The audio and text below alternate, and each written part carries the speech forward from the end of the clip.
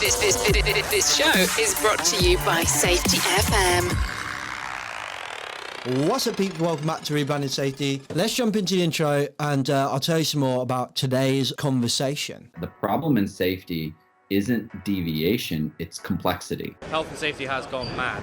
Health and safety is trying to unpick having gone mad in the past. There's no one solution and one problem. The problem is that we are looking for one solution. Does the structure of the team allow them to flourish? Feel safe enough to be uncomfortable. The environment defines our behaviours. People aren't the problem, they're the solution. Rebranding Safety, crushing the stereotype. Brought to you by Risk. What's up, peeps? Welcome back to Rebranding Safety. Today we've got a different podcast kind of style, I suppose.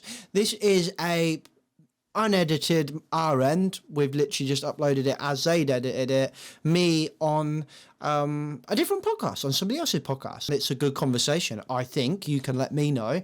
But it's me being interviewed. So, whoa, different approach. Like, woo. Which was nice. I really enjoyed it, actually. I just started the consultancy at the time that we recorded it. Not long, maybe about a month in. So it was really nice to be questioned on some of these things that we're passionate about and some of the things that we can and do help customers with. So that was really nice. I was on the podcast run by Flagship Partners, which is an amazing company run by an amazing gentleman called Pete Rushmer. And they basically run like fleet management, safety management, fleet compliance, and all of that stuff. So go check out Flagship. They do loads of training. They're an amazing team, amazing bunch of people. Work with them a lot. And Pete's just a lovely guy, just a straight up lovely guy. We had a great chat. And yeah, I just really enjoyed it. And I thought you would enjoy it as well. So I hope you do. But before we do, let's jump into a couple of our shout outs. So you better know who Paradigm are by now, because if you don't, like, Jesus Christ, how many times do I have to say something for you to get it? Like, if you're looking for anything to do with human and organizational performance, then Paradigm are the consultant for you. These people are experts. Honestly, they are experts at human organizational performance. They have been doing it in the amount of experience in that team from every industry, like nearly every industry, nuclear, aviation, chemicals, freaking manufacturing, whatever. They have done it. So if you are looking for hop in your workplace, Paradigm is the place to go. And if you're still not sure, you can just go check out their Learning Organisation webinar, which runs every other Thursday now, actually. You go check that out. They're an amazing bunch of people. If you want some more, websites in the description below, phone numbers in the description below, and email address in the description below. Go check Paradigm, Human Performance, plus Shane Bush is the full name, out if you want some hop stuff. Thank you very much, Paradigm, for sponsoring this podcast. Without further ado, let's jump into our chat, or my chat, with Pete Rushmer. Hello, and my name is Pete Rushmer, and I'm your host today of A Half Dozen Things podcast. A Half Dozen Things is a podcast for business owners just like you. Whether you're an underdog hungry for success, or you're already smashing it but want to continue to level up, we are here each week for you to get insight and learning from the very best in the business. No fluff, no BS, and no self-proclaimed gurus talking about how easy business or life is. James, how are you, mate? I'm all right, mate. Thank you. How are you? Yeah, really good. Thank you. Really good. So to the listeners, I'm joined today by James MacPherson, who is heads up the brand Rebranding Safety and also Risk Fluent as well. Absolute superstar, James is. He's got a much more successful podcast and YouTube channel than me, so I feel honoured to have you on the show, mate. Absolutely honoured.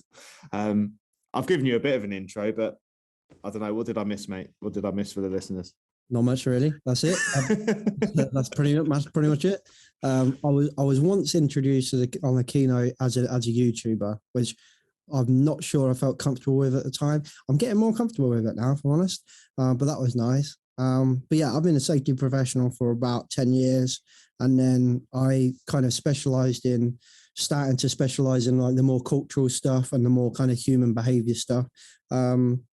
And probably fire safety as well was probably my big specialist area. And we started the podcast about 3 years ago. YouTube came about a year later-ish. And that's it. And now we're full-time offering consultancy and chatting shit on the oh, sorry, we're allowed to swear on your podcast. Mate, you can say what you like. Don't worry about it. All right, I'm so used to just doing. No. Seriously, mine's much the same. We're relaxed. Don't worry.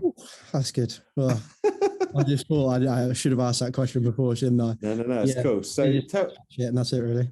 So a lot of the people who listen to a Half Dozen Things podcast, some of them will be interested in safety, and some of them will be like sort of transport people.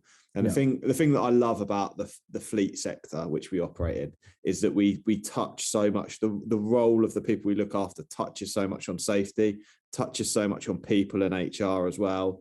So it's a really nice broad role that's a position of responsibility in the fleet sector.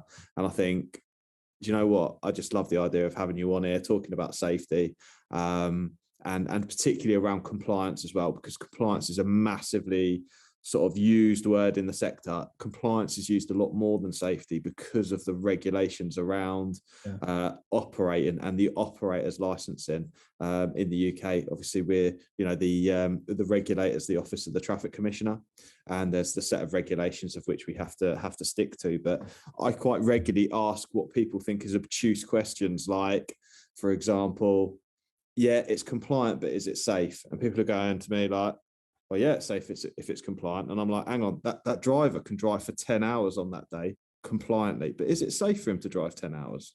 And everyone looks at me like I'm baffled, like I'm baffling them. But anyway, these are some big questions, and we're going to be tackling some of them today as well. So I'm really, really excited. And people will think Pete's primed James for this, but actually I haven't at all. James has prepared these questions, and actually these are the questions we're going to be discussing. Rather than having 6 points to talk about, for example, we've actually got 6 questions. So kicking it off straight in there, is compliance safe, James? When you say prepared the questions, I literally I was like, all right, 6 questions. Fucking hell, right. Okay. That'll do. There you go. Send them. So like, Bosh, let's do them. Let's do them, mate. I think they're brilliant. I haven't gone over this and finally manicured it to lead into like a business advert. So hopefully people get something out of this. I'm sure they'll get plenty from your podcast. We're going to point them towards that later as well, because I'm sure people will go and listen. Right, let me answer your question. To be honest, is there even an answer to it? Is compliance safe? Yes, sometimes. Is compliance unsafe? Yes, sometimes. I think it depends how you approach compliance. So your attitude to it is really, really important. So automatically, if your main driver is to be purely compliant, then it's probably not going to be safe. I think the best example would be fire. Probably a lot of my examples might be fire, because I've done so much work in fire. And with Grenfell and everything that's coming out the back of that, there is so much rich data and evidence that we can use to learn from. And Jill Kernick talked about this really nicely in the podcast the conversation we had with her, but also her podcast and her book, which is called Catastrophe. So check that out. I'll send you a link, Pete, if you want to link it on the stuff. Yeah, well, yeah. Jill Kernick, and that's Catastrophe. Yeah. And Catastrophe. So her podcast is really good. The podcast is kind of complementary material to her book. But anyway, so she kind of touches on it really well in there, and ultimately comes down to the point of saying that compliance is not an automatic precursor for safety. And fire is such a good example of that. So I'll kind of maybe give a story to put it into context. So when I used to work in housing, and after banging the drum for many years to try and get ourselves into the design meetings, there's so many times we would get given a block of flats or a care home or something that had just been built and be like, right, go and do a fire risk assessment. And we're like, oh man, if you'd have just involved us at the beginning, we could have solved all these problems before we started. And now we've built the bugger, like, what are we going to do with it now? So it was always this horrible relationship between us and construction, and it was a nightmare. So we finally got invited to the design stage, and we had a block of flats. It was it wasn't a high rise, probably like a low rise, and it had was a gorgeous block of flats. Central London had a wheelchair user flat, so an accessibility flat on the third or second floor, I think it was. So it was primed for a wheelchair user. It was designed for a wheelchair user. And my question was always from a fire risk assessment point of view. So I'm not building the building. They have their own challenges and their own pressures. My job is literally is if there's a fire, will we know about it? And if there's a fire, can we get out? The two things that I'm trying to work out, right? So I asked that question. If there's a fire, will we know about it? That's a different conversation. And yes, we could. But if there's a fire, can we get out?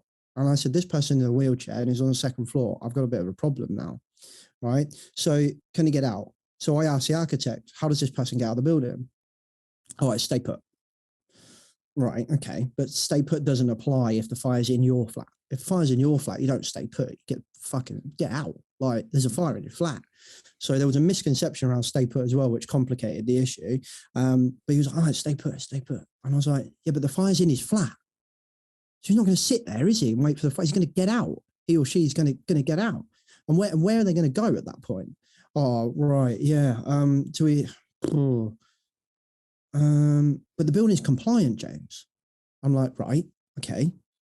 So have you got an evacuation lift? So there's different types of lift. You've got a normal lift, which will shut down when there's a fire, like you'll know, or they might not shut down. We just tell you not to use them because they're not kind of protected essentially. Then you get firefighting lifts that the fire service will use to help them fight, not technically an evacuation lift. Then you get an evacuation lift. Sometimes the last two are one and the same, but you get an evacuation lift that is designed for use in an evacuation. Do we have a firefighting / evacuation lift? No, we don't. We don't need one because the building's not tall enough. So it's not legally required in building regs, right? Okay, cool. So he kept coming back to me, the building's compliant, James. I said, yes, the building's compliant, but I've got a person in a wheelchair in a building that's on fire. They cannot get out. They're stuck on flat floor 2. So how are they going to get out? Yeah, but the building's compliant. And we just kept coming back around to this point, back round to it. And we finally got to the point where he kind of, the whites of his eyes came round as he realized. And I was like, oh, right. So it's different. Safe and compliant in particularly in building design was very different. And I think there's examples of that all over the place. I think the HSE have published a research paper a few years ago that said, in their scientific department, that showed that manual handling training, traditionally as we've done it, doesn't improve technique, and it doesn't show evidence to reduce injury. But yet we're all legally required most of the time to deliver training. When I challenged the HSE on that in a previous role, I was head of safety for a trade association. So we had a really good relationship with the enforcer, the HSE. And I said to him, what are we going to do about this? Your science division have said that training doesn't work. That's basically what this paper says. Training doesn't work for manual handling. So what am I going to do about it?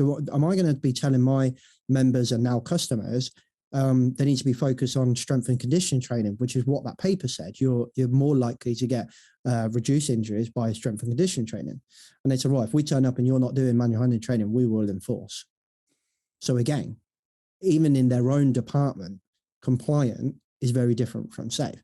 However, what I will say is, and this is where our good friend, mine, your good friend Colin, comes at this from a different perspective, in that it really depends on how you come at this. If you are ultimately compliant with the Health and Safety at Work Act, you only need to do what's reasonable and practicable.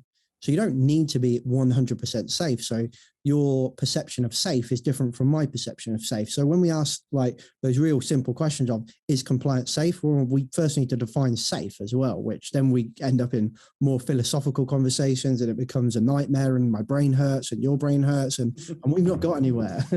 But ultimately, if you follow the legislation to its intent and not to its word, if that makes sense. So during COVID, what's her name? The top lady of the Scottish government, I can't remember her name. Oh, Nicola Sturgeon. Nicola Sturgeon, that was it, thank you. She said something that I really liked. She said, during this pandemic, we need people to follow the spirit of the law and not the letter of the law, which I thought was really nice. So if you were to look at particularly health and safety legislation and follow the spirit of that legislation, you'll probably be compliant and pretty safe. If you were to follow the letter of the law, you could likely be compliant and not safe, in my opinion. If that would probably be how I would come at it. But it's a messy question, to be fair. I shouldn't have wrote it in that thing and give it to you, because we could talk about that for about 2 hours. If are you regretting it? It's all. Yeah. I'm really tempted to go. Okay, so what is safe then, James? And that is ultimately a question I have for a lot of people. So I used to call this thing called training brain. So when I would deliver training, people seem to be in a different mindset in training room. They demand real high standards of safety when they're in the training room, because they think that me as a trainer, that's what I want to hear. But it's not. I want to hear something that's going to work. That's very different from the highest standard. Normally, we're probably pretty low or middle. And people really want a high standard of safety. But yeah, what is safe? Safe for me is extremely different. And that's why I get really uncomfortable with people that like safety first. Like, okay, I get the spirit of that. I understand what you're trying to do as an aspiration, but what's safe? I'm telling you now, I would put my life on the line if it meant to keep a roof over my wife and daughter's head and put food on their table. I would risk my life for that. And many men and women do around the world. Otherwise, we wouldn't have police force, military. All of those people put their life on the line every day. Is that safe? No. Is skydiving safe? People do it for a hobby. Rock climbing, is that safe? No. So, yeah, that question could go down a really deep rabbit hole, And compliance is what ultimately guides us to say what is safe as well, which is where it gets really messy. And we, I agree. I think we're getting really philosophical here. There needs to be a set of legislation and regulation, particularly, if I sort of draw this background to the fleet sector, which we operate in, those regulations that are upheld by the traffic commissioner are necessary. And I think we're absolutely not saying that they're not necessary, because they are. And people need to have guiding principles, and many people will need to follow the letter of that law to help support that. But at the same time, I think it is useful to shake things up a little bit and really think, and hopefully people will go away from this podcast and start thinking, actually, is this safe? And just start to think a little bit more about it, rather than rolling their eyes and going, them safety people gone mad again. Trust me, that is literally what I'm trying not to do. I think what's really helpful here is separating the two, but not in a negative way. Like, so particularly in the fleet sector, like you guys have got your own set of really kind of strict legal requirements, right, that you've got to do. So that is straight up compliance, right? That will overlap a lot with safety. So there are aspects of being compliant that will 100% create a safer environment. It will, speed limits, for example, create a safer environment, but is it safe? Again, like I get hit by a lorry at 20 miles an hour, like still gonna fucking hurt. Do you know what I mean? Like I still don't want to do it. So is it safe? No, it's not. But I think it's helpful when we go, what are we trying to achieve here? Our primary aim right now is to be compliant, is understanding that may not necessarily mean that we are safe. But if we can just understand that is a separation, a slight one, but still a separation nonetheless, I think that's really helpful and really powerful. If we can just say, we're trying to achieve compliance today, that's fine, because we all need to be compliant, otherwise we're bust, right? We've still got to survive as a business. But then ultimately, we've also got to protect people from harm morally. We want to do that. Most of us want to do that. It's good for our business to do that. It's good for our cultures to do that. So we just go, is it safe though? Just ask that question, and it might be, but it's good to ask that question. So I think it's not saying it's one or the other. It's just saying that they're not necessarily direct precursors of each other, because you could be 100% safe, but try and prove that to a insurer or a regulator might be really hard, because you could just be really safe because you've got an epic team and they're really high performing and they're great. And I don't want to slow them down with recording that and evidencing that on piece of the paper.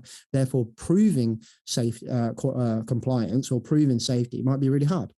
Yeah, so that's such a great point. Such a great point.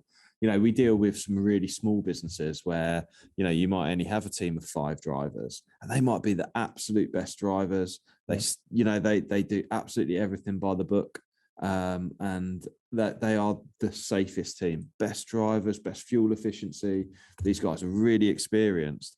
but ultimately they could then also be non-compliant and unable to prove to a regulator that they're compliant, even though they are actually safe, because the documentation's not in place. Yeah. It's baffling. Good thought though, that essentially one and the other are not the same and essentially need to be considered independently. One may lead to the other, but potentially they are independent things. Brilliant.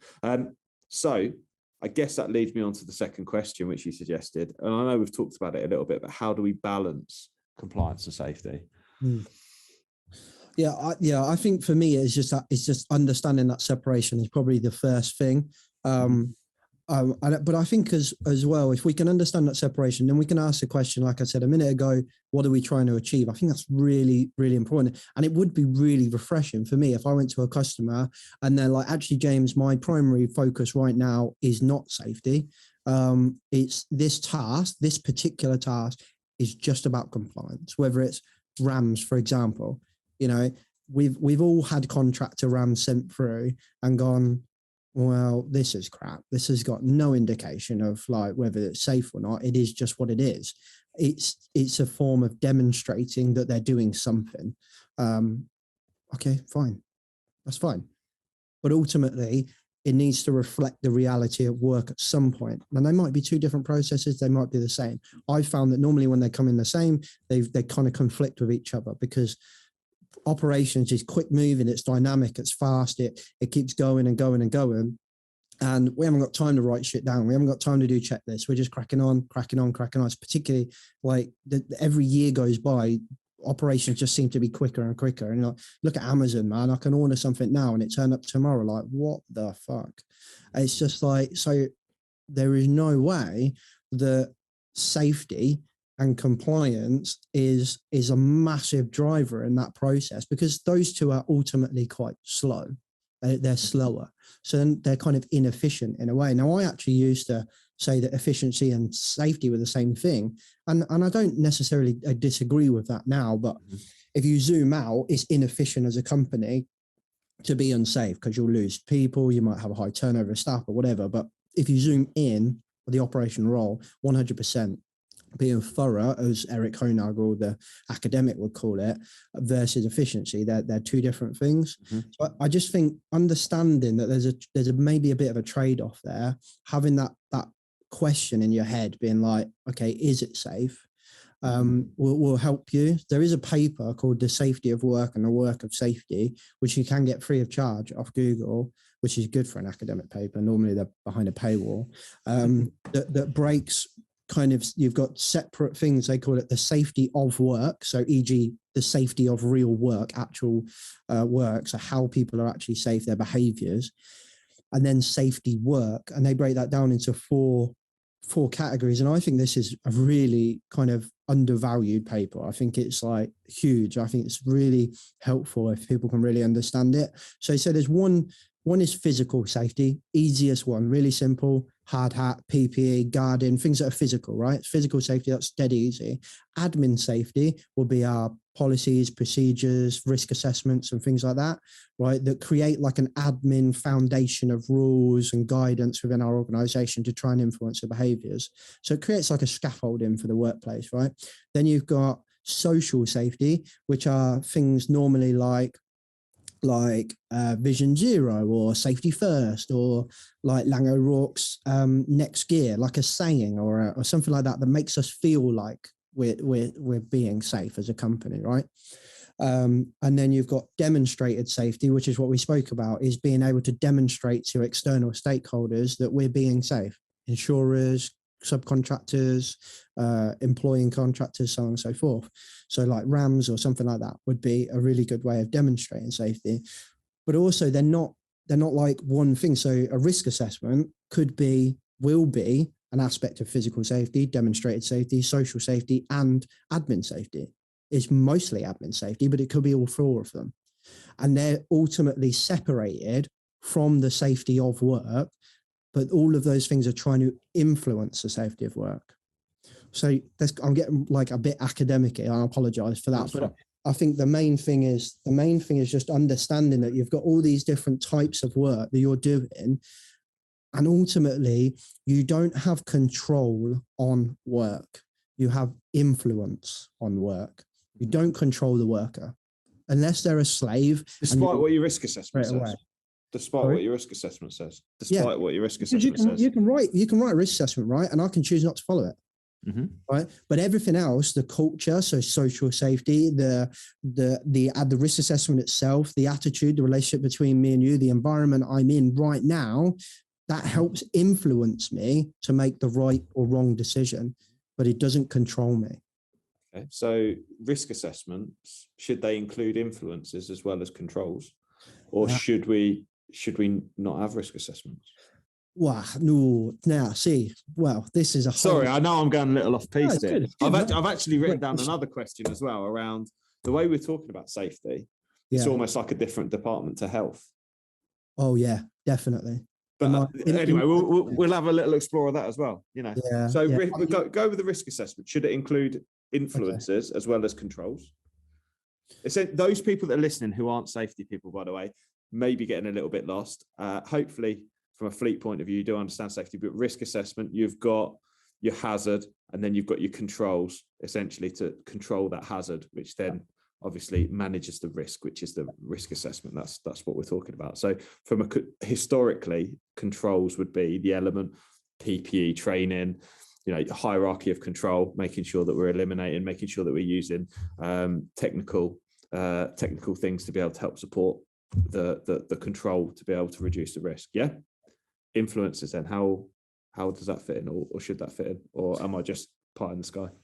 No, I think it's an interesting question. Ultimately, what we're talking as what I'm saying in that, or how I've interpreted David and Drew's paper, what I was just talking about a minute ago, that I believe that they would say all of those what we would call controls are not actually controls, they're influences.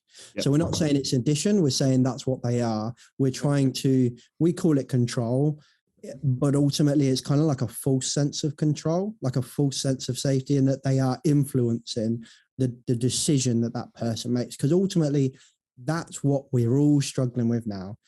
We have had legislation from the Health and Safety at Work Act in 74. Right. And since then, we have killed less and less people every year, other than the last decade. So last decade, we on average have killed 140 something people a year, every year, not changed, same problems, same areas, and nothing's changing. Nothing's changing. We've tried everything. And the thing that keeps coming back to kind of like the cause, so to speak, in quotations, is people just not doing the right thing. Oh, Bob wasn't following the procedure. Steve didn't read the risk assessment, blah, blah. Bob's an idiot. It's always the same thing. The person didn't do what we wanted them to do, right? So, I don't know, in fleet, it might be using your mobile whilst driving, right? Mm-hmm. So our reaction to that would be control, remove the phone, right? That's the easiest way, right? Hierarchy of control, eliminate, right? You're not allowed your phone in the car. Right, but we all have our phones in the car. So interestingly, I actually read a piece of, I was reading Jill Kernick's book actually, and she talks about it in there. And I did a LinkedIn poll on this. I'll just get the picture up so I can read out the actual results. I asked the question.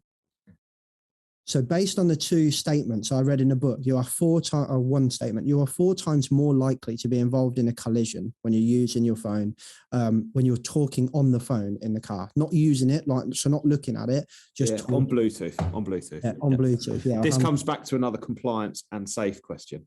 Yeah, exactly. So you're legally allowed to be on your Bluetooth in your phone, right?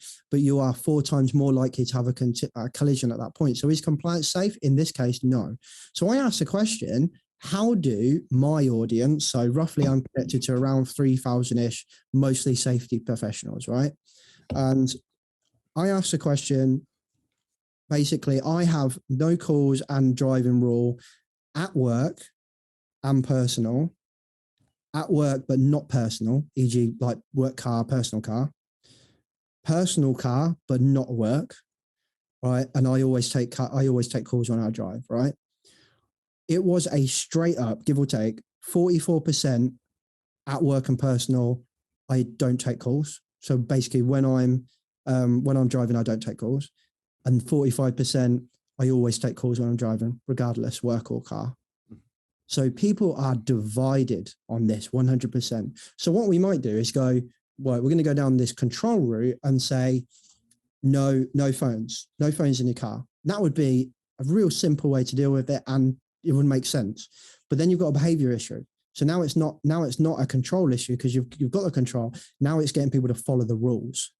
And when people don't follow the rules, it's because the rules don't work with real life. And real life is like, well, I'm on my way home now. My wife's ringing me, or my wife's pregnant and I want to know if something's gone wrong. Or, you know, for example, we had a really good work example at my last place of work, when we had the guys would leave home and drive really long distances to go and to do a job. And it was really common that job would get cancelled halfway through their journey.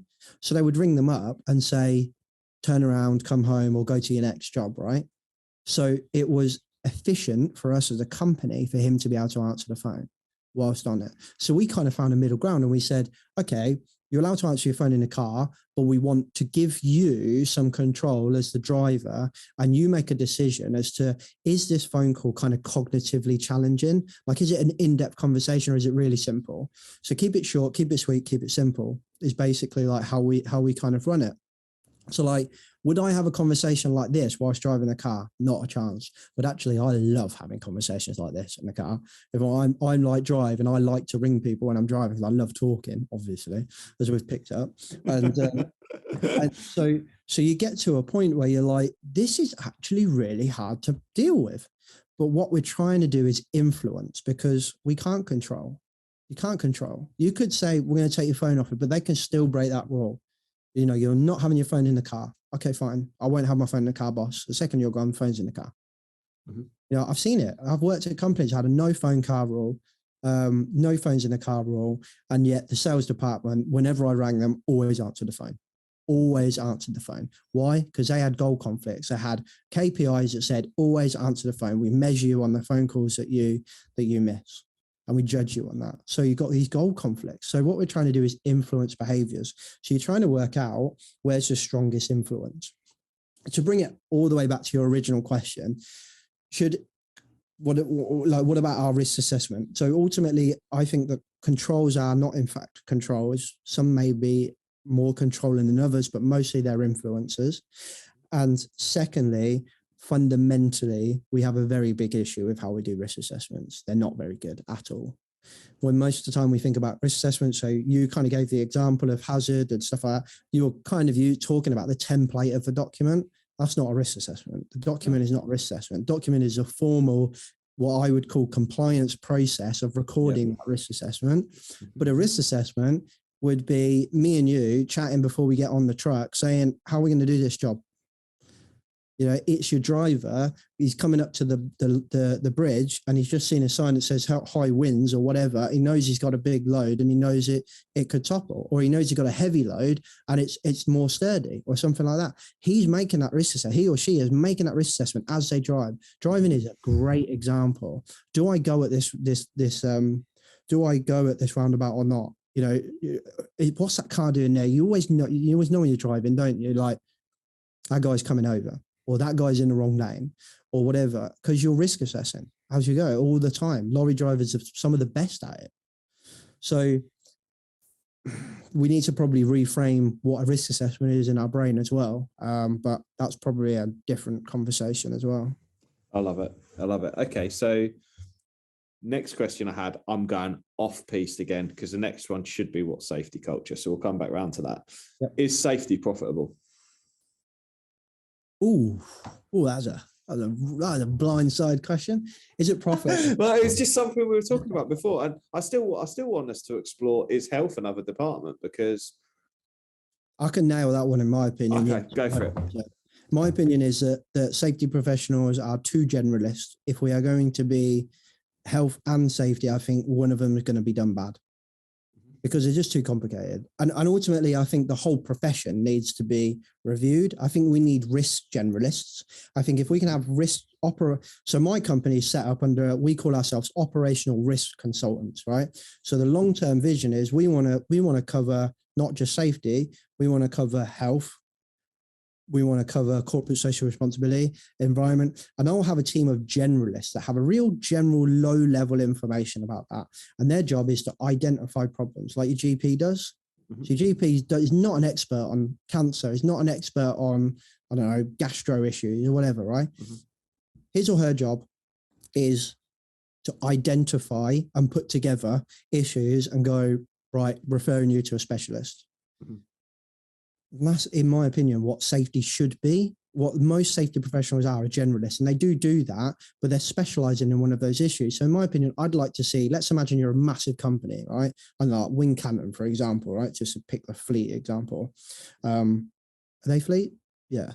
Wincanton are a big fleet, yeah. Well, you're going to turn around and go, James said they're just warehouses. No, that's fine. No, they're fleet. They've got fleet.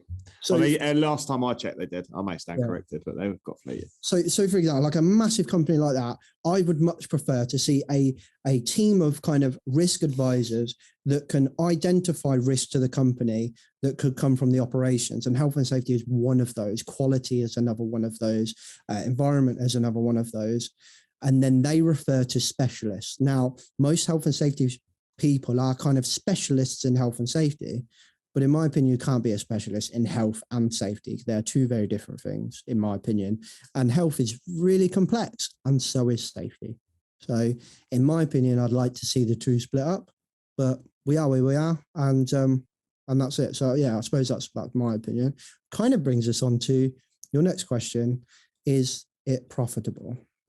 I just want just one sec, but let's go back onto that. I just wanted to put my 2 pennies worth on around health. Yeah, sorry, and mate. I think no, and that's absolutely fine. I just think because it sort of links into the passion of mine around mental health and the fact that for so long health and safety has been around physical health, and actually in reality, it's not, because health is health. It's both. It's one and the same. It's that, you know, the two things are intrinsically linked. Little story for you. My Maggie won't mind me mentioning my wife. Sorry. That's how it just came out then. Anyway, name's Maggie. My daughter's name's Maggie. I didn't know that. Great name, Maggie. Yeah. So she worked at a secondary school in her early 30s.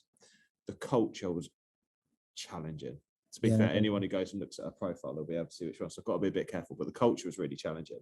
She had horrific autoimmune rheumatoid arthritis. Really affected her. Stress related, because as soon as she left and started working in the business and doing first aid training, which she loves doing and she's really happy doing, from a cultural point of view as well, not the same challenges, it all cleared up. So just something for the lady that we've just interviewed a lady that worked in I think it was like rehabilitating ex-criminals and stuff like that, anyway, and she had like a really stressful job, but she loved her job and she was really high performing. So she didn't, I think a lot of the time people think that when we talk about anxiety or depression, that I'm just curled up in a corner and I'm just crying all the time or stuff like that. It's not like that at all. No. Like you can have like anxiety really bad and be a people pleaser and just work. And in KPI world, that's a good worker, but actually that person is full of anxiety, right? And she actually was told by the doctor, you can't have a baby. They were trying to have a baby for ages. You're just unfortunate. You as a couple can't have a baby. I'm sorry about that. So they went over to IVF. Amongst all of this, you can listen to the whole podcast. I think it's out. It's a conversation with Asha Burzon. And long story short, IVF, spent loads of money on it, stopped working, was signed off with stress, fell pregnant. Wow.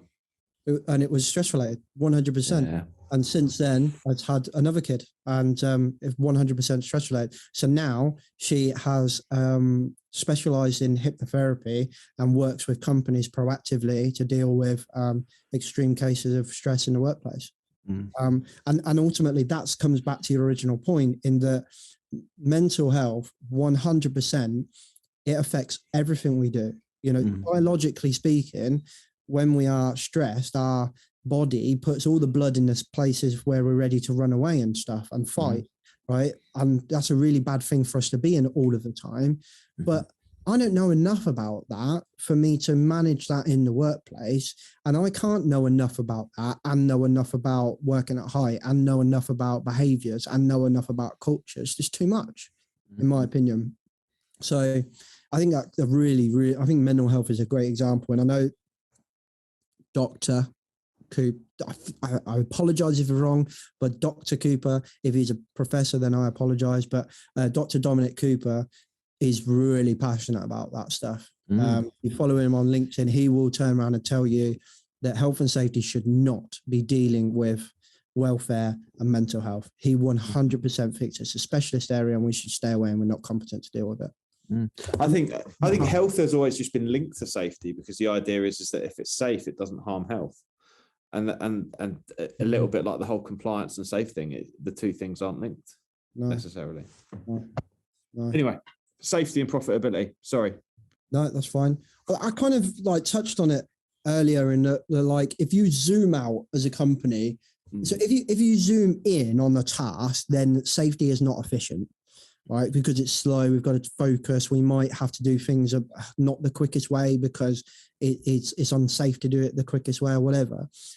But then if you zoom out, it's inefficient for a company to be unsafe because you'll get enforcement, your premiums will be up and so on. So in that context, it's a cost. I wouldn't say it increases profitability in that context. However, what I would say is that if you were to look at this more culturally, and you were to try and create an environment at work which creates the right behaviors that you're looking for, the best way to do that is to look after your employees and care about them and tell them you care about them, go the extra mile for them, do the Christmas hamper shit, look after them, say thank you once in a while, ring them up and say, do you know what, Pete, I really appreciate what you did yesterday. That's a cracking piece of work, mate. And I really appreciate like eliminate those phrases like good is expected of you. I remember being told that when I started in the working world, like good is expected of you, James, you know what I mean? And like, this world that we live in, that everything comes off the employee line, like everything comes off the salaries. It's the bottom line employees that get cut first. We can't afford to give you a pay rise. Once you realize that your biggest asset in your company is the workforce, and you look at them like an asset, like you do your lorries, your machines, your tools, whatever, and you look after all of that stuff. You've got an engineering department that looks after the machines, but you haven't got a department that looks after people and actually cares about them, not just be compliant and does what you're told, but actually cares about them, then 100% I think it's profitable. Because if you have empathy for a person, you put yourself in their shoes and you try to understand the challenges that they have. If you care for a person, if you know that person, you know that their wife's name, their husband's name, their children's names, whatever, you know them and you care about them, you have a relationship with them, trust me, they will work tenfold for you. Trust me. There is research on it. The great book we've read at the book club at Project Mollitiam, Drive by Daniel H. Pink, there's so much research out there, scientific research that says people are not motivated by carrot and stick. They're not motivated by, you do this wrong, I'm going to hit you. You do that wrong, you do that right, I'm going to pay you more. They're not motivated by that. They're motivated by purpose. They're motivated by relationships. So for me, when safety starts becoming the more cultural side of things, like where we like to specialize in that side of behaviors and culture and how we influence behaviors and decision making, it's all about building a culture and environment in which we care for those people. Then 100% I think it becomes profitable, if that makes sense. No, I love that. Have you ever come across motivational maps? I don't think I have. Oh mate, game changer. Absolute game changer. Maps. I do them with all of my team. So essentially, motivational maps. If you Google it, I guess it's kind of come from the whole disc profile type stuff, but discs around like preferences, right? Motivational maps about preferences, but it's about the preferences that motivate you most and make you do your best work. And the idea is there are 3 red motivators, which are around financial, building, they're like I can't remember what the other ones are. You've got blue. There's 3 blues. There's 3 reds, 3 blues, 3 greens. Greens are relationship motivators, so they'll be about teamwork, or they'll be about being a star, for example. And then there's another one around another relationship motivator. I can't remember them all off the top of my head.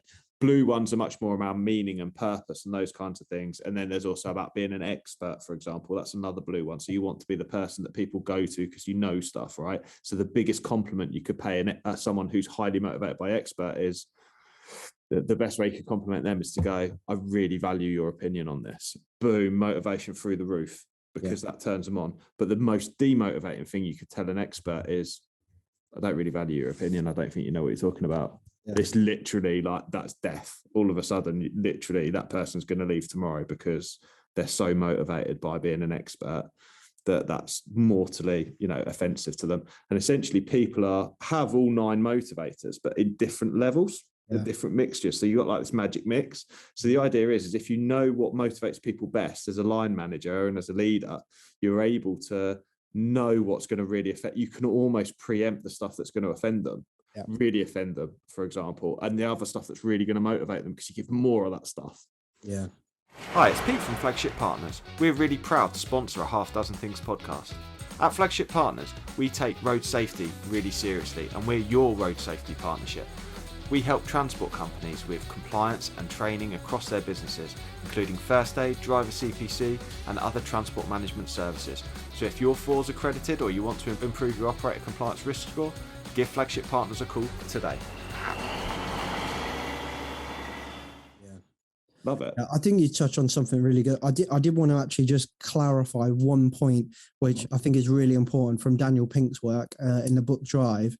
Whilst I say that money is not a motivator, money is not a motivator, providing there is a fair base level salary. So I just wanted to, so that people don't misinterpret that and say, hey, we're just not going to pay you anymore. Like, no, that's not how it works.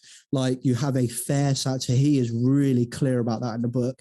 Have a fair salary, fair remuneration. And he doesn't say in line with legal compliance, he says fair, which I think is a really interesting point as well. But to park that for 1 second, I think that's just really important. I didn't mention that. Secondly, to come back off what you just said, I think what you kind of talk about there, Pete, is something I think is really, really important, is acknowledging that all the people in your organization are all different. They're all motivated by different things. They're all ticked for different things, and they all get annoyed by different things, and they're weaker and stronger at different things, and that's really good. The problem is that we've dealt with particularly safety for a long time, and quality as well, on a blanket approach, kind of standardization. Standardization works really, really well in products and services like Premier Inn. You know what you're going to get. McDonald's, great. Standardization works for stuff like that, right? It doesn't work for people.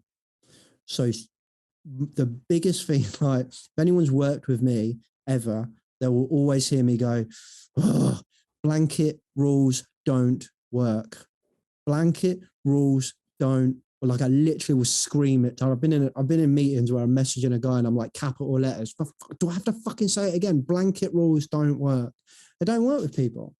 You can have a blanket rule in an organization and it won't work because people have different perceptions of safe. We come back to what we were talking about, what is safe. People have different perceptions of risk. How many people do you know that have taken COVID really, really seriously? Probably what you might consider over the top. And how many people do you know that have taken it so blasé and they're just like, whatever? Then how many people do you know that way end the other scale that don't even think it's real, right? And you sit somewhere within that scale.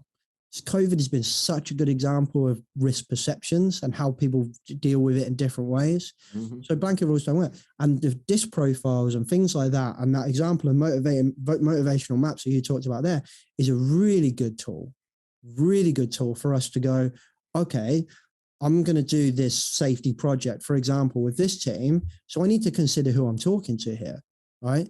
Oh, we've got James, who is auditory and a visual learner. And a kinetic learner. So they're the 3 ways that he learns. But the least way that James learns is by reading and writing. Right? He learns so much more by watching, talking, and doing. what do we do with all our risk assessments? Oh, they're all written.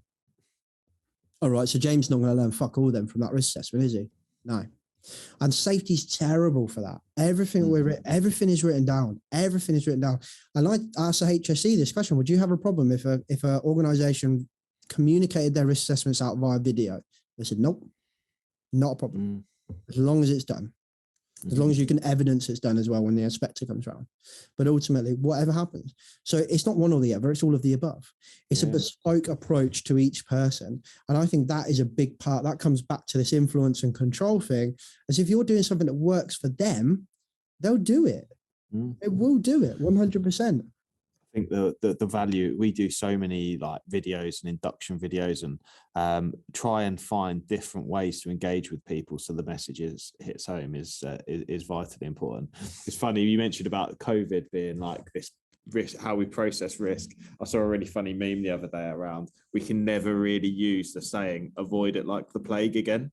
Because we've kind of had a plague now and realized that people will avoid it and some won't. Yeah. Avoid it like a plague. Whoa, so what? Don't avoid it? It's just kind of null and void now, isn't it? As a saying, full stop. Anyway, I tell you what, we're not even halfway through the questions, right? No. I think we might need to do a part 1 and a part 2, right? What is safety culture? What is safety culture? I put that in there because I was going to call it culture, but I think that what people might know more of is, or what people might think that we're going to talk about more is safety culture. So I thought I'll put that in and then I'll make a really bold statement at the front of it and then we'll go into why. What is safety culture? Is the answer to that, in my opinion, is it is non-existent. It is bullshit. It doesn't exist. It's a load of crap. When we talk about safety culture, 9 times out of 10, we're just talking about how people behave in relation to safety. It's nothing to do with culture. That's behavior. Behavior is influenced by culture 100%, but it's not safety culture. Consultants just say safety culture to make us feel good and we could charge you more because we're going to come in and do a culture assessment. It's bollocks, right? It doesn't exist. Culture kind of exists, but it just kind of is. It's like this weird thing. So in the academic industry, they call it a construct, right? Which is a really posh way of saying it's kind of like the air that you breathe. You can't feel it, you can't see it, you can't touch it. It just is. Yeah. Just not non-matter. It's just non-matter, something that's there. Just there, right?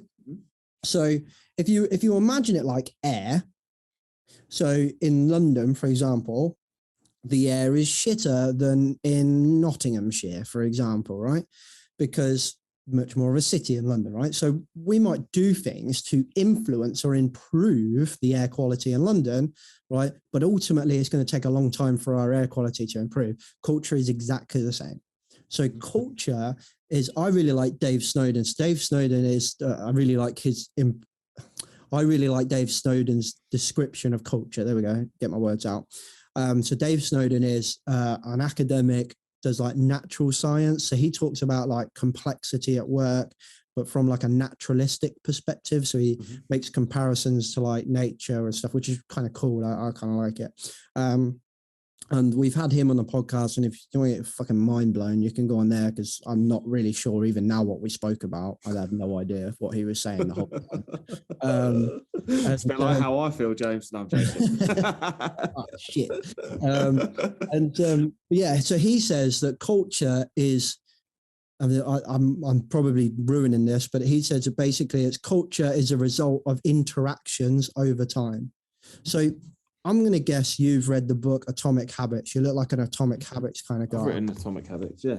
Essentially, you're talking about conditioning, right? People are conditioned over time by their interactions.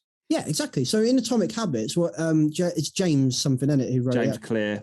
James Clear. He says something I really love. Each action is a vote to the person you want to be, right? It's something like that. So if you think about it at work, each interaction that you have with a person is a vote towards the culture that you want to have. So if you have a conversation, that conversation is driven by performance or driven by, hierarchy, right? When you're saying things like, right, I'm going to pull rank here, Pete, right? I just need you to get this fucking done, mate. All right, thanks. That is a vote towards a culture that is very hierarchical, that doesn't have psychological safety, that tells you shut up until you get to a position of hierarchy and then you can say something, right? Or we get to a position where we go, Pete, I've got this problem. What do you think? In my head, I've got a solution, what I think it is, but I'm just going to ask you, right? I'm not going to say that out loud. I'm just saying that for context, right? So in our interaction, it's, hi, Pete, what do you think about this problem? Now it's a vote towards a culture that is in promoting psychological safety. It's promoting you. It's telling you that your value, your opinion is valued, right? So that's what culture is. It just is, right? You can feel a culture when you get there. That's why everyone says, I can turn up on site and I'll tell you what the culture is within seconds. They're not wrong. Like, you can tell within seconds what the culture is like. I was at a site the other day. I was with the operations director, was walking around site. Everyone was saying, hi, Francois, hi, you're right, Francois. I was like, oh, hi, Pete, how you doing? You're right, how's the wife? Yeah, good. Yeah. He knew everyone. He knew everyone by name. He knew them. He knew their family. That is a vote towards a culture where I care about you. And that means you'll care about me. So every time we get to a point of culture, it's the interactions that we have is a vote towards a influence in the behaviors. So when we talk about safety culture, what we're talking about is how people behave when they're doing safety related stuff, right? Well, your interactions define that. So you just got to keep having those conversations around safety and trying to define, how do I influence safety using my admin systems, using my interactions, using my design of the workspace, and it's not as simple as saying, we're going to put safety at number one of our agenda, because if you put safety at the number one of your agenda, it's just a platitude. But if you put it at the number one of your agenda and have valuable conversations, then it's no longer a platitude and it's a vote towards a culture that you want to be. So you can put it at the top of your agenda. I've seen so many people do that. Put it at the top of your agenda. Okay, that's fine. What conversation are you having? If you're just going, any safety stuff? Fucking roll tumbleweed. No. Okay, cool. Move on. Great. Now that's out of the way. You've just voted that safety is not important. Mm-hmm. But if you're going, right, how do we think about, I don't know, I'm trying to think of an example now. You would use a question, like an open question, to try and spark a conversation about it. So you're exploring, when was the last time something went wrong at work, Pete? And then you'll be like, I don't know. What do you think? Let me think. When did something go wrong? Oh, there was this, actually. I fucking went to Doris's house and then this happened, then that happened. And you get this big story. And then you can pick things out of that story and you say, all right. Some people go like, oh, we need to get more near miss reporting. We need more near miss reporting. I need more near misses. I fucking hear that all the time. I'm like, why don't you just go into a room and just say, okay, how was your day? Yeah. I guarantee if you say, how was your day, you'll hear about more near misses than you will if you say, when's the last near miss, particularly in driving. Like, so I've managed a small fleet of car drivers, like people out doing assessing work and stuff, right? And the manager was like, he was really good, really proactive guy. Still talk to him now, lovely guy. And we went through this lovely little journey with him, right? And he was like, I want to get more near misses, James. I said, cool, what's a near miss? And he was like, what, for like driving? I was like, yeah. And he's giving me examples. And I was like, I think they're more incidents. Like, did that sound like more incident? Would a near miss on a motorway be like some dickhead just driving past me at 100 miles per hour? Nothing's happened, but that potentially was a really dangerous situation. That's a near miss. And he was like, well, yeah, but fuck me, I'd be doing reports every day if we did that. Yeah, I know. And that's why, as a team, you need to talk to the lads just about work. And then as a team, you'll pick out things that you go, okay, that sounded nasty. Is there anything we can do about that? What does everyone think? Now it's a vote towards them thinking about work and then thinking about, is there anything we can do to improve, which ultimately is safety. That, in a way, that was a kind of a roundabout answer to what it is. But I don't think safety culture helps. When we say safety culture, it doesn't help. Let's just focus on what you're trying to talk about. If you're I'm trying to improve my reporting culture, you're just trying to get people to report more. If you want people to report more, make it easy. Yeah, no, absolutely. It's a little bit like corporate bullshit speak, right? Like I'm just going to stick integrity up on the wall as one of our values. Yeah. The fact by sticking integrity on the wall and it just being there, it's going to make us have integrity. I've got a soapbox under here for talking about value on walls. So I get out every now and it's ready to go. Oh, okay. I fucking hate that shit. It does my head. I've got care on here because I care about everybody. All right, do you? Yeah, I care about everybody other than Bob. Bob's a prick. We just fired Bob. Let's roll David Brent out. Yeah, exactly. I interviewed a guy on the podcast, a long time interview. That sounds a bit formal. I had a chat with a guy on a podcast. There 2 parts about building a consultancy, and he said one of his values as a company is we don't work with dickheads. And he said, and I stand by it. So when we brought our office, I said the first thing I did is I paint it on the wall. He said. So I was like, okay, cool. So paint it on the wall. And then one day, one of his consultants come in and he said, look, I'm having a right nightmare with this guy again. You know, we've had this time and time again. But yesterday I drove like 100 miles and he just didn't, well, probably wasn't 100 miles, but I drove X amount of miles and he didn't turn up. And I rang him. He wasn't there. He said, I've had a fucking enough of this. This guy is a dickhead. And the owner was like, I said, it's a lot of money, mate. It's a lot of money. Like, we can't just pie off a client. And the consultant just went, and pointed at the wall and went, I thought we didn't work with dickheads, boss. I'll see you in a bit. And just walked off. And he went, fair enough. And this is a bit I like. He emailed the client and he just said, I'm sorry, we've had conversations about sorting this time and time again. I said, you're treating my consultants like shit. We don't work with people like that. Please consider this the last time we'll have engagement with you until you decide how to, change how you behave and treat my employees. Now, that's a bold fucking move. And it depends where you are as a company. You might not be in the position to do that as a company, right? Because I've literally just started my company. I'll tell you what my values are: paying the fucking mortgage and eating some food, right? So my values right now are those. So they're my temporary priorities, right? There are things I value and there are my non-negotiables. Like if somebody rang me up and said, James, I'll give you $4,000. All I want you to do is just write your name on this piece of paper. Don't come and look at my, I wouldn't do it, even for $4,000. Yeah, right? No. But that's having integrity. Yeah, there's things like that. You've got your integrity, you've got your non-negotiables, right? Mm-hmm. And you stick to them. But ultimately, you can have values and they can change, man. But don't just fucking put them on the wall and bullshit your way through life. We care. If you put it on the wall, if you put it on your lanyards, you put it on your mugs, you put it on your mouse mats, your USBs, your fucking desktop backgrounds, whatever you do, just to your point, have integrity, follow it, or take it off the wall.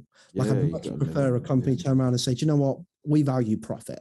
That's what we exist for. Cool, because there are people that would love that just want to work for a company that values profit. Yeah. And they're the people that you want. I don't want to work for you, but ultimately there are people out there that do. Yeah, absolutely. Absolutely. I think you're absolutely right. One of the things we do is we try and bring our values into the team meetings, and we do we nominate each other when we've lived the values. I find that works really well. Yeah. It's just, it brings it to life, doesn't it? Anyway. And there are sorry. No, go for it. Go on. I can't remember what the next question is going to be, but having clear purpose, values, and principles, they are really, if you live them as an organization, they're really powerful in improving risk management, improving behaviors in the workplace, because people can make decisions easier if they know what the company's principles are. It's like, what's our purpose? What's our purpose? We exist to do this. Okay, I'm struggling to decide whether we go with this contractor or this contractor. Well, which one can help us achieve our purpose? Or which one aligns with our principles? You'll influence that culture that you want to see with those. So one of the first things we would do with a customer, if they said, hey, come in and look at give us a big culture change program, I'll say, right, what do you exist for as a company? And the CEO will tell me this straight away. And I go to the machine operator, what do you exist for as a company, mate? And they would just be like, I don't know, we make plastic boxes, that's pretty, I don't know, plastic boxes for food. But the CEO will be like, we exist to create top of the range plastic boxes, and they're two different things. But that's really powerful. If you get that nailed down, really powerful. Simon Sinek talks about this. I don't think his book was very good, if I'm honest, but his keynote was great. Start Love with Why is his book, but his stuff, the Golden Circle, is that's one of the first things we would do. Please excuse me. Shani's like literally just come in. She wanted to be on the podcast, so she's just come in and made a load of noise, haven't you, Shani? That's all right. Shani can make a cup of tea if she wants to. She's looking at me. She's looking at me really embarrassed now. You know you're on the podcast, don't you? And it's not going to be edited out. It's not going to be edited out, just so you know. Do you want to might as well come on screen now, You might as well come and wave now. Yeah, come on. Yeah, we're actually recording. Come on. Come on, wave. Shani. Come on, you've gate crashed now. Yeah, You're going to be all over YouTube. There's Hello. Shani. This is James. Nice to meet you, James. And likewise. You can't hear him. There's no crash. He's saying likewise. All right. Anyway. He's saying, God, next time, shut up. Here's me living the values. You have a lovely weekend. You too. Thank you for all your hard work this week. I really appreciate it. Thanks. See you later. He didn't say that to her when we weren't recording. That's bollocks. She walked in when we weren't recording and he was like, shut fuck off, will you? God's sake, you're incompetent. Do as you're told. You're staying late today. Mate. Anyway, how do we improve employee behaviours as if on cue? Yeah, I don't think that is what I when I said, I want to just quickly mention about what I would call an ethical framework or cultural preferences. That's probably the first thing. If someone said, we're struggling with behaviours, I would say, what do you exist for? What's your purpose? What are your principles? What defines you as an organization and how you behave? So like whether it is we have integrity or we are trusting or whatever it is, did you pluck them out of the corporate buzzword library or do they actually mean something to you? Mm-hmm. And is that lived throughout your organization? That stuff is really powerful. It helps people make decisions and it helps them. It helps them go, okay, what I'm about to do, if I consciously am mindful of what I'm about to do, is this in line with the values? Because ultimately, if you imagine like a culture of an organization, which is what influences behaviors massively, is a collection of cultures.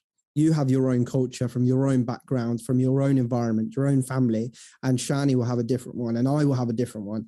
And it will be based on where we're born and raised, our exposure to things. We all have our own little culture, and then we come into our workplace, and that workplace has its own little culture, and that influences behaviors. Behaviors are defined by the environment that they are in. So many of us say in the kind of hot world or whatever, human factors, there is context to behavior. Behavior exists within context. So when we will maybe have conversations, sometimes you might hear some people say, oh, we've got a no blame culture. Again, it's just a kind of another platitude. But what they're trying to say is that ultimately there's always something you can learn from behavior. So how do you influence behavior? Find the behaviors you like and find the behaviors you don't like. And don't demonize that person and be like, Pete, you douche, why did you do that? Let's name shame. Let's get Pete's name. Let's show everybody Pete did this stupid thing. And now we want to tell everybody and we're going to call it lessons learned so we feel better. But ultimately what we're doing is no different from that woman in Game of Thrones just walking around going, shame, ding dong, shame. It's the same thing. Blame, shame, repeat. Yeah, blame, shame, retrain. That's what we've done so long. It doesn't work, right? But if we go to Pete and we say, Pete, why did you make that decision? What did you think was what was going through your head? What was influencing you at that moment? Why do you think that was the right decision to make? I'm not saying it was the right decision or wrong decision. What I'm saying is, why did you make that decision? And tell me what work was like in that moment. And you might say, I was fucking hot, or I wasn't concentrated, I was dehydrated, or blah, blah, blah. And I was a bit dizzy, but I knew I wanted to get this done. So I just pressed that button, but it was a wrong button. I'm really sorry. Right. Okay. Right. Now we can go, why was he hot and dehydrated? It's the fucking middle of winter. What's going on? Fuck me. Our aircon's broken. It's through the roof and everyone's been bitching and moaning about heating all month. Right. Why is he not drinking much? Maybe we get everyone little bottles for everyone to make it easy for them to drink. I don't know. I'm just thinking off the top of my head here, but ultimately there is always context to behaviors that we can learn from. So find the behaviors that you like and learn from them, and find the behaviors that you don't like and learn from them as well. Slapping people's wrists, firing them doesn't work. Sometimes you need to fire someone, whatever. Yeah. Sometimes people make behaviors. Sometimes people do behaviors that are just inexcusable and they're just proper dickheads, right? And people like that do exist, but they're in the minority. Like research shows that there's less than 1% of people actually purposely do the wrong thing. 9 times out of 10 is because of a reason. Yeah. And there's so much to that. So find the behaviors that you like and try and amplify that, and find the behaviors that you don't like and try and learn from that. You know, and then as you go, if you do that from a position of having empathy, so one of the values of the framework that we've got, that we use with our customers to try and help them, is looking at organizational empathy. So does the shop floor have empathy for the decision makers in the organization? Do they understand the challenges of being in the finance department and dealing with all these big figures and so on, and the pressure that they're under? And do the finance have empathy for the shop floor and how their decisions impact the shop floor? Do they have empathy for the fact that it's sweaty as hell down there in the machines? Do they have empathy for the fact that they worked all through COVID, but everyone else was furloughed? Do the workforce have empathy for the fact that it was really horrible for some people to be furloughed? Right. So for me, empathy is really powerful. I made a little TikTok video about it the other day, but empathy, Gary Vee is a businessman, right? One of the most successful businessmen in the world and a massive influencer, right? He talks about empathy every fucking day. If I say as a safety person, everyone's like, oh, he's some far left hippy dippy safety guy. Gary Vee says it and everyone's like, yeah, Gary, because it works. Have empathy. I'm a big fan of Gary Vee. I'm a massive fan of him.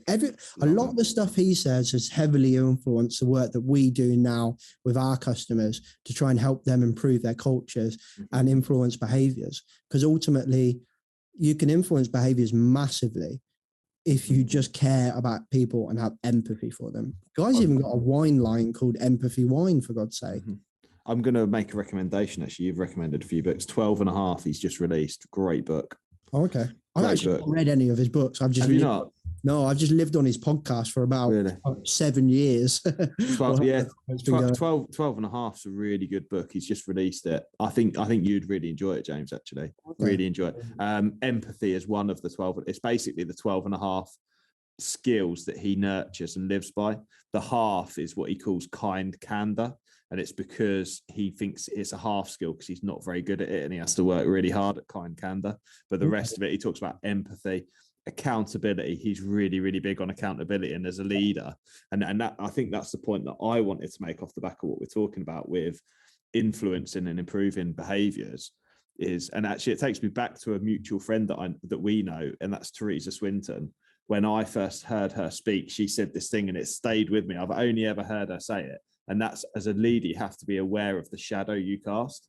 Yeah. And I can't remember the exact context you used it in, but how I always think about it is when you talk about behavior and we talk about influence and things, it's like safety first being a platitude. Unless you're actually living that, unless you're demonstrating what's important to you as a leader to people all the time, you're never going to influence them about that stuff. So if you say safety first, and like you say, everyone just goes quiet at the meeting and you just crack on and you've got no questions about it, but then you drill into the finance person about the profit, you are indirectly casting a shadow and telling everyone profit matters to you, turnover matters, safety doesn't, no matter where you put it on the list of stuff. But actually, if you go around the team and you start talking about safety and what's happening and what's going on today and having those conversations and spending your time there, all of a sudden it influences what's happening because of the shadow you're casting. You're telling people that's what matters. And that comes back to the original thing of like culture is a result of interactions over time. So that interaction is a vote towards what you want it to be or what you subconsciously are making it anyway. You might want safety to be your first priority.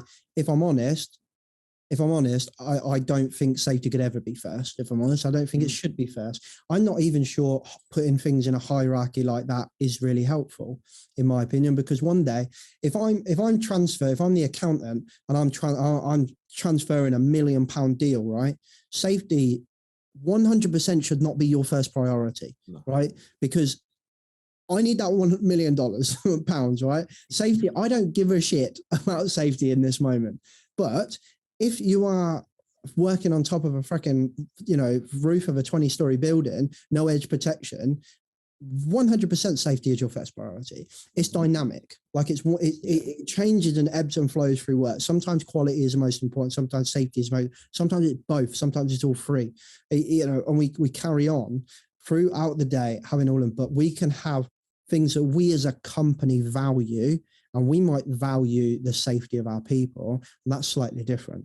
And then your interactions can be guided by that. So a real simple example is I've had conversations with a customer where they've sent an email out and they've said, right, we're going to do this manual handling training, and it's really important that we do this to be compliant, and it's mandatory. So I want to make sure everybody turns up on this manual handling training. Okay, that's probably an email that many of us have sent before. I've probably sent an email like that before as well. Now let's analyze that a little bit, because that's an interaction. That email is an interaction, and that's a vote towards the culture we want to do.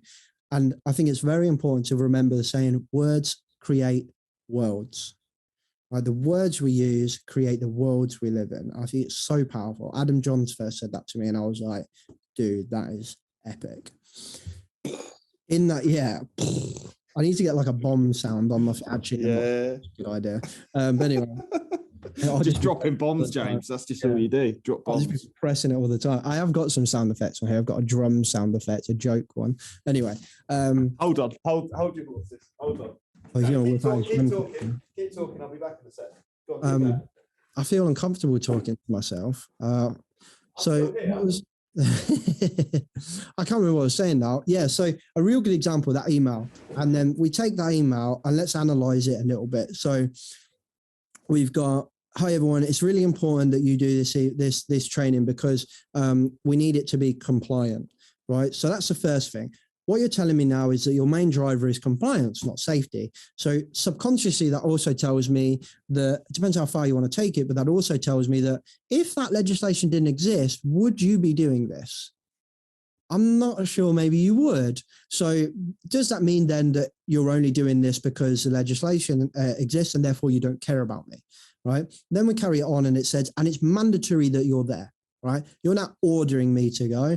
And ever since school, none of us like being fucking told what we do. We leave school and we go, I'm never going to be told what I'm doing, what I'm going to do. I'm a free person. I'm an adult. I make my own decisions. And then we go to work and get told what to do all the fucking time, right? So in that email, we've just said, we don't care about you. I'm going to force you to go and you don't have any choice. People don't like that. And that's a terrible way for us to influence people. But also that's a vote towards the culture we want, which is a vote towards hierarchical. The MD has just told me you must go and I must now go, right?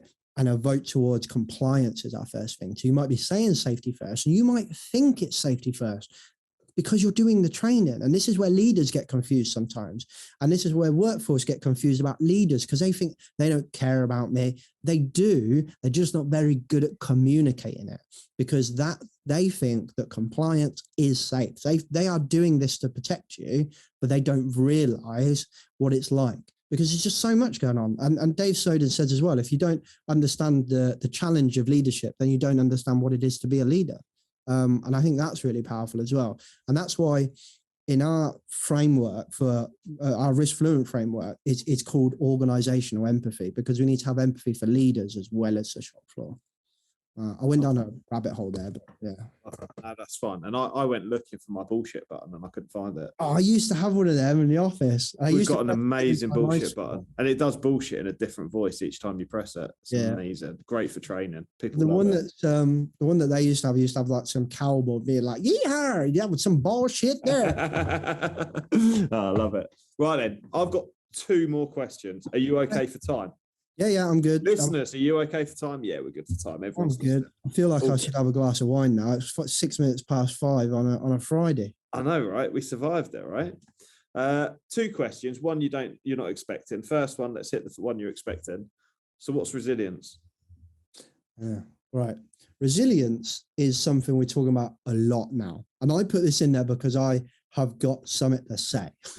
but ultimately, I think it's really important because resilience is where we all seem to want to go right now, right? And I get that. I really get that because we've just gone through a period of really difficult time. We've gone through change. We've gone through a fucking pandemic, man. And that's something that many many of us would have never even dreamt of going. For some, it's been the hardest thing we've ever gone through since the war.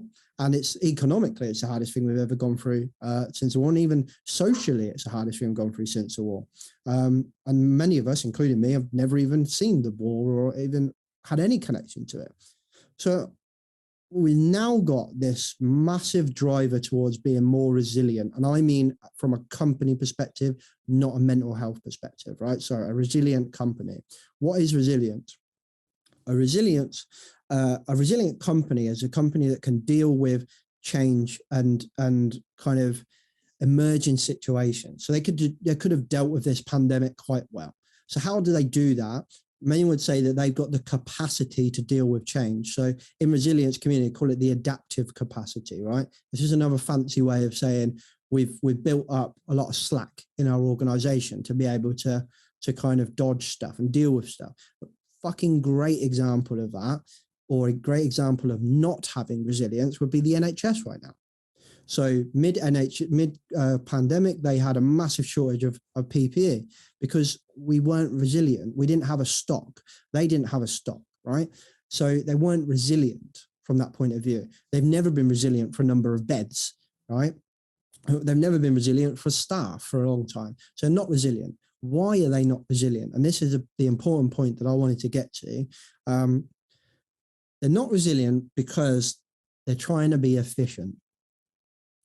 Now, I think it's really important to understand that there is a trade-off between efficiency and resilience. So you can be a lean, efficient company, which is kind of like a just-in-time, just-enough model, right? Which many of us have operated off for a very long time. Lean Six Sigma, really popular. And to be honest, if you did Lean Six Sigma properly like it was originally intended, it closely relates to a lot of resilience principles. But ultimately, how lean is kind of been sold over the years is very much like just enough, just in time, right? And to a business, that's really attractive because we don't want to have loads of PPE sitting around. We don't want to have loads of RPE sitting around that runs out of date and we have to train people on and we've got to replace every year or so. Costs loads of money and it's sitting there doing nothing. Why is that sitting there? Sitting there for a pandemic. When was the last time we had a fucking pandemic, James? Stop being health and safety gone mad, yeah? Oh shit, here's a pandemic. So there's a trade-off between being a resilient organization with loads of capacity, like extra staff, extra beds, extra lorries, extra products, whatever, right? Like that savings account, is that your buffer, right? So that's you as a resilient person. And then an efficient person is like, hand to mouth. We've got just enough and that's good because as a company, we want that. And I think the really, really important point, once you realize there's a trade-off, you need to understand that it's not one or the other, it's both. And you need to work out in your organization, where do you need to be resilient and where do you need to be lean? They're two different, it's not one or the other. Standardized lean is a bad fucking idea, but standardized resilience is a bad fucking idea as well. But you'll get resilience consultants will be like, let's be resilient. Everyone's got to be resilient. Be resilient. Be a resilient company. It means having loads of this and loads of that, loads of this. That's not fucking efficient. Now we're all just going to go bankrupt. So it's not one or the other, it's both. So standardized anything, in my opinion, is a bad idea. Even standardization is a bad idea. But you got resilience and efficiency. So you as a company essentially need to make a risk-based decision is if this went wrong, how bad will it be? And if you all go fucking bad, then that's a place to build resilience. If this went wrong, how bad would it be? Not that bad, we'd be all right. That's where we're hitting with efficiency. And we're going to be lean there and we're going to go fast and we go quick and we go just enough, just in time. Right. So there's like a balance. People do it all the time in like sales. So there's massive customer, but we pissed him off loads and loads and loads, and he's just not happy. Right. We're going to build resilience with that customer because we're going to be like, right, let's not fuck up. Let's take extra product. Let's have extra time. Let's make sure we get this done. Right. But we've got, I don't know, let's say we're under loads of pressure. Well, loads of companies under pressure at the moment because of like gas rates and heating rates and product raw material rates are going up through the roof, right? And your raw materials for many of like my customers, raw material prices are going through the roof, right? So they're trying to get stuff done as quick as possible. So they're on a lean process. They're like, get the fuck out the door as quick as possible. You even tell them we need to build some resilience and have some extra capacity in case something goes wrong. They're like, shut the fuck up, James, right? If I don't sell this product right now, I'm gonna lose money. So it's a balance between one or the other. And I think that's really important to understand. And I wanted to mention it because I was thinking, like, if people listen to your podcast and maybe they listen to what we're talking about, and I talk about resilience a lot, they might go away and start reading loads about resilience and be like, yeah, this is fucking awesome, I want to be resilient. And then go, oh, now we're not very efficient. It's a balance. And I think that's really important to understand. Love that. Okay. No, and I totally agree. Last question then. Yeah. Do we need to rebrand safety? Yeah. Well, I think we should always be challenging what something is all the time. Like, so somebody asked me a long time ago, like, what happens when we've rebranded it, James? So when we start fucking rebranding it again, then, because that's the point of it. Like, so I'm writing this framework now and this white paper. So everything I spoke about, the risk fluent framework and all of those principles, we're going to put that out in a white paper, free of charge. Anyone can download. Well, either free of charge or extremely cheap, like under a $5. Depends how much it cost me to have it on the website and shit. All right, but like ultimately, dirt cheap or free. And I've lost my point. What was it talking about? Yeah, and I've wrote in that white paper, if this framework is the same in like 5 to 10 years, it's failed.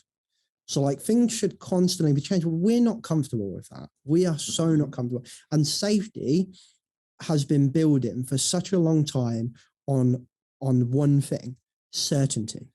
We have been trying to provide certainty to a company for fucking years, right? If we do this, are we safe? Yeah, we're safe. Yeah. If we do this, we're going to end up in court. No, I am certain. And because as companies, we're really uncomfortable in dealing with uncertainty. And that's where the resilience stuff comes in. You're more comfortable with uncertainty because you've built capacity, right? But ultimately, safety is about certainty and work is full of uncertainty, right? So I think, to answer your question, do we need to rebrand safety? I think yes, people still have a perception of it. I'm still uncomfortable being described as a health and safety professional. It still makes me cringe a little bit. I called my company a operational risk company. It's not a safety company. But ultimately, I think that we need to be absorbed into a wider profession of risk. I think that's where we belong. And I think we're a specialism under the banner of risk. And I think that would position us where we need to be. At the moment, we're trying to be fucking everyone's friend, and all of a sudden we're no one's fucking friend. And so we just ultimately as well, we need to rebrand people's perceptions, which is why we started the podcast and the YouTube channel and which is why like I wear very relaxed clothing and stuff like that, is to tell you that we're not all pale, stale and boring, like I'm wearing shirt and tie and being all prim and proper. I am the opposite of prim and proper. I am working class as they come and have been working my entire life to get away from that. But ultimately, I love being just proper, common as muck. And in safety, we are so not common as muck. Like, people don't like it. We're so uptight. So there's a brand to be, and maybe a lot of safety professionals will listen to that and be like, fuck off, James. No, we're not. But ultimately, many of us have given this perception that we're like this crazy people that are really uptight, really smart. We don't want to take any risks. And we're here to just restrict your operations. But when you talk to most modern safety professionals, at least, and even the more traditional ones, they're not like that at all, man. Most safety professionals are out, doing some dangerous shit. Like, the most safety pros I know have really nasty hobbies. Like, they love hitting things or getting hit by things or jumping off things or diving in things where they shouldn't be, because they've become good at one thing. It's really understanding what the risk is and how we're managing it. So we need to change people's perception. I think a good part of that is that compliance conversation we had, is understanding there are two different things, compliance and safety. I think that will help us. But ultimately, we also need to restructure as well as rebrand. So in answer to your question, there's a lot of work to do. And yes, we do need to rebrand safety. Love that. Just love that. Just disrupting it keeping it changed. One last thing. I know that I'd written down a final thing that I was going to ask you. I know. Post-nominal. So those that are listening. Oh, here we go. This is my other soapbox. Hang on. So I've literally on a Mollitiam call. We just spoke about this on a Mollitiam. Well, and that's what triggered it. I saw a little comment on LinkedIn just before we came on the call. Okay. I was interested. Strictly speaking, just before James and I come on the call to the listeners, I've literally just been granted chartered status by the Institute of Logistics and Transport. So I'm feeling dead. Congratulations. Say again, sorry? Congratulations. Thank you very much. Yeah, so I've got a nice C. Some of my friends call it, so I've got a few friends who are similar to you, for example, James, but in the fleet sector, and they go, oh, such and such has got their clip, because it's called C-Mill, and they call it got their clip. I love that. The same guys that call me a clipboard wanker. But obviously, just got the distinction on that final assignment for NCRQ as well. So I'm about to be able to get grad IOSH as well. So I've been thinking for a little while, I'm going to look like the bomb, like grad IOSH, C-Mill, and then like chartered IOSH. I'm going to be the man, right? And then all of a sudden, I'm hearing some banter about post-nominals, and I'm thinking I've seen a lot of people who I respect in the fleet sector, like fellows of the Chartered Institute. They're dropping their post-nominals, and I'm interested in what you think, man. And I'm not going to be offended. Like, this is part of it, right? Just tell me what you think. Fucking someone, mate. I don't care. I don't care. If you get offended, don't listen, people. Yeah, look. They have a job, and I think that job is to make it easier for me to determine that you're at a certain level of qualification, in my opinion. And some might say competence. So sometimes you have an interview. So like to become chartered, normally it's like an interview process, you have a peer related interview, and then you get chartered, right? So it's a shortcut. It's a shortcut to indicate competency, right? So they have a job, and I understand that job and I get it. What my problem is the amount of weight and value that we put on those post-nominals for so long. Like a certain body within the safety professional arena that does post-nominals, the professional body, they just put out an article like why post-nominals are so important. And in my opinion, it's just fucking dross. Like, it was like, it shows commitment. No, it fucking doesn't. If you're leaving the military, right? Typically, if you're leaving the military, you get like a nice bit of money to be able to retrain when you leave the military. Or most people do anyway, that I've spoke to. And you could go from never working in safety in your fucking life to being grad, and then potentially chartered in an extremely short amount of time. Extremely short amount. It has no indication on whether they are the same level, for example, as me, that's been doing this for 10, 11 years. But additionally, it doesn't take into account their history of what I would call real risk management in the fucking military. Like, it doesn't take that into account. It doesn't show that. So I think they have a value, but it's a very small value, and we have overvalued it, in my opinion, in that we've become addicted to badges. We've become addicted to all of these things that indicate a level of compliance, but ultimately it's because the world is so busy, we've become a bit lazy, and that I actually don't want to really get to know you, Pete, and find out, are you as good as what you say you are? And I can only know that by employing you and watching you work for 6 months to a year to 2 years to 3 years. Those post-nominals, they mean shit when it comes to that. You could have post-nominals and be shit, and you could have post-nominals and be good.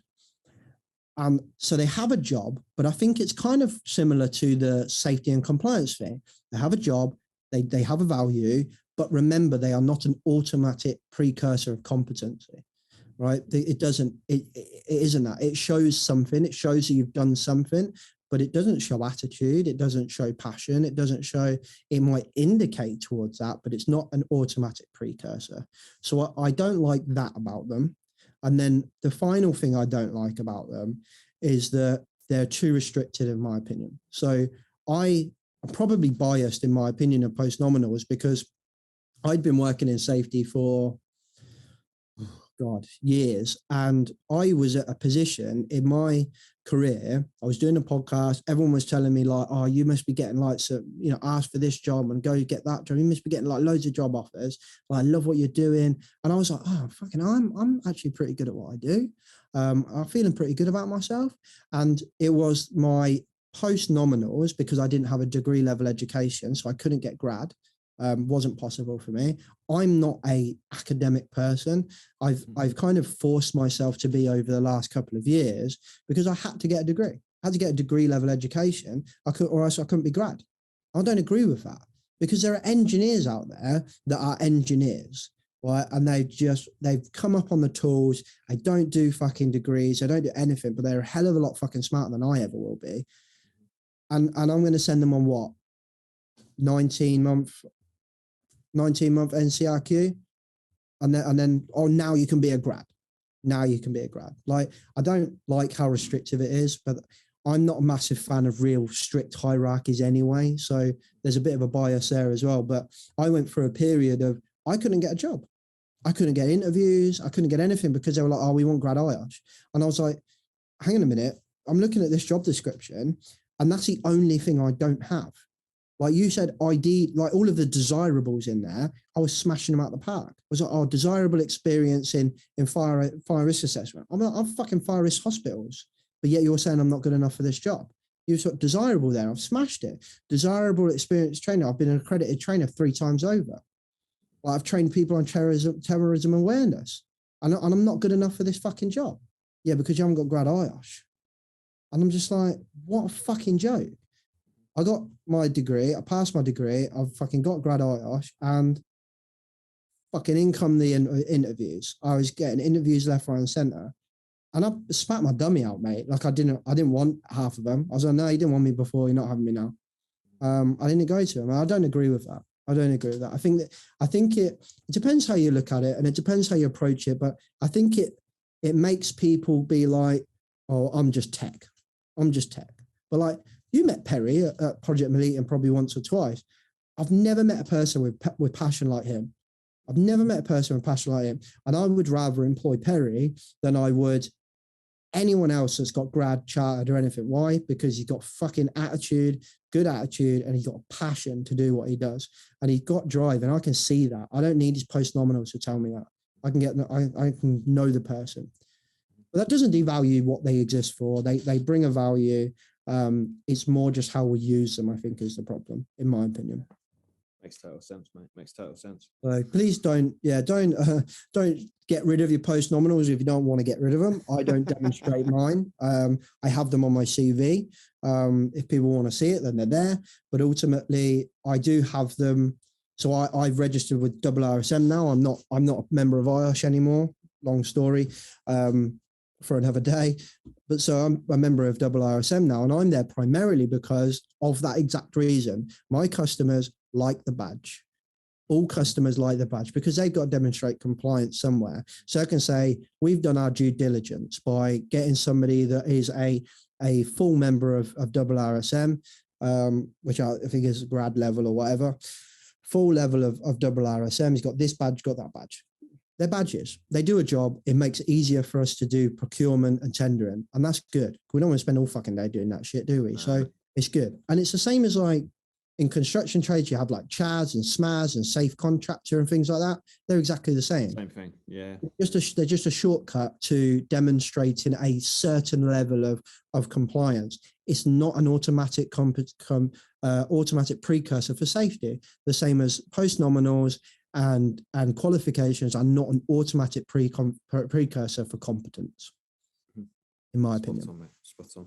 James, you've been a superstar, mate. We've been on here like an hour and a half, which is amazing. More than an hour and a half, hour and 45. This is officially the longest podcast I've ever done. Is it? Oh, no. Seriously. Longest podcast I've ever done. No, it's cool because I'm going to chop it. I think I'm going to chop it into 2 podcasts, man. But I think it's been absolutely brilliant, really insightful, and I think listeners will absolutely love it as well. So thank you very much for coming along. Thank you for having me. And I hope people listening have got a lot of value from it. James is an absolute star. I think he's really clear on the way he thinks about stuff, and I just love how true he stays to his word. So really, really appreciate it. If you've enjoyed it, please do share it with your friends. reach out, get in touch, follow James's podcast at Rebranding Safety. I normally give people an opportunity to shout out, mate. So I'm just going to shout out your business. How do people come and find you? Well, thank you, mate. So if you're looking for kind of consultancy work, we run a consultancy called Risk Fluent, but it's all run through Rebranding Safety website. So everything that we do is through there right now. So www.rebranding, as in your rebranding or company, rebrandingsafety.com. That's it, nice and simple. In there, there's a button called consultancy. You can just click on that, or you can just email me, james@rebrandingsafety.com, and we can have a chat. See what you need. I'm quite passionate about, like, I'm not a very good salesman. I'm not a very good salesman. I'm more like, nah, you don't need me, or you can probably do that yourself. So, no kind of charge. Let's just have a chat. If you've got a problem or you've got a question, we'll have a chat. If I can help you in the call, then I will.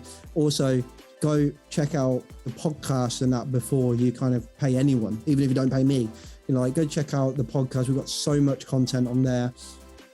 All the stuff I spoke about today has primarily come from either reading or talking to the people on that podcast. Either reading what they've read, what they've wrote, or recommend, or I talk about them with it on the podcast. So go check that out. And then the YouTube channel, all of this is called Rebranding Safety.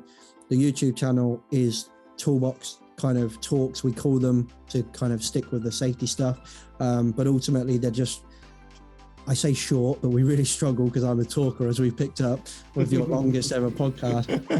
We try to keep them down as short as possible. It's really hard sometimes, but some are like 20-minute videos, some are like 10 minutes, some are like 5 minutes. But all the podcasts, everything's on there, and clips of the podcast are on there as well if you want to get shorter ones. And that's probably it, mate. So thank you very much. No, you're a star, mate. Everyone, catch you soon. See you next week. Take care. I really hope you loved today's episode, and if you did, please make sure you subscribe and listen out for future episodes too. Please do share it across your social media channels.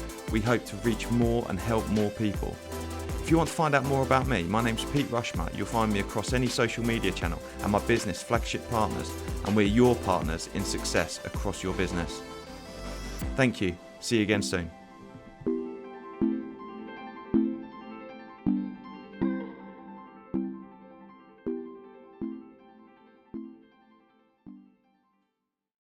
I hope you enjoyed that. Thank you very much for listening. There's a couple more of these coming because we've been invited on a few podcasts of late. Don't forget to check out Paradigm. Don't forget to check out Project Mollitiam, which is my company for mastermind professional development. Don't forget to check out Risk Fluent, all of that stuff in the description below. Catch you next week. Safe. The views and opinions expressed in this podcast are those of the host and its guest and do not necessarily reflect the position of the companies. Examples of analysis discussed within this podcast are examples only based on limited and dated open source information and should not be utilised in real life as the only solution available. Assumptions made within this analysis are not reflective of the position of the companies. No part of this podcast may be reproduced, stored or transmitted in any form or by any means, mechanical, electronic or otherwise, without prior written permission from James MacPherson.